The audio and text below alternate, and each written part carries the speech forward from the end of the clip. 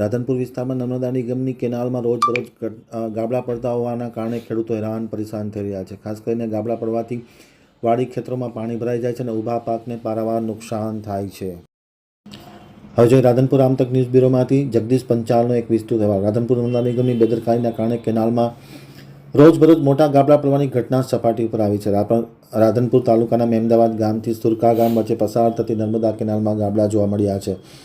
રાધનપુર નર્મદા નિગમના અધિકારીઓ પાસે વારંવાર રજૂઆત કરવા છતાં કોઈપણ પ્રકારનું રિપેરિંગ કામ થતું નથી ને ગાબડા પડવાની ઘટના દિવસે દિવસે હવે રોજિંદી બનતી જાય છે. નર્મદા નિગમની બેદરકારીના કારણે કેનાલ જ્યારે તૂટે છે ત્યારે ખેડૂતના વાડી ખેતરમાં પાણી ફરી વળે છે, મોટું નુકસાન થાય છે, પાકને નુકસાન થતું હોય છે.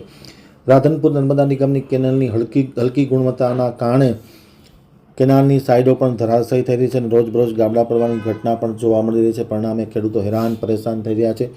તાત્કાલિક અસરથી આ કેનાલ યોગ્ય મરામત કરવામાં નહીં આવે તો ના છૂટકે ખેડૂતો દ્વારા નર્મદા નિગમની કચેરીએ ઘેરાવ કરવામાં આવશે તેવી ચીમકી આપવામાં આવી છે.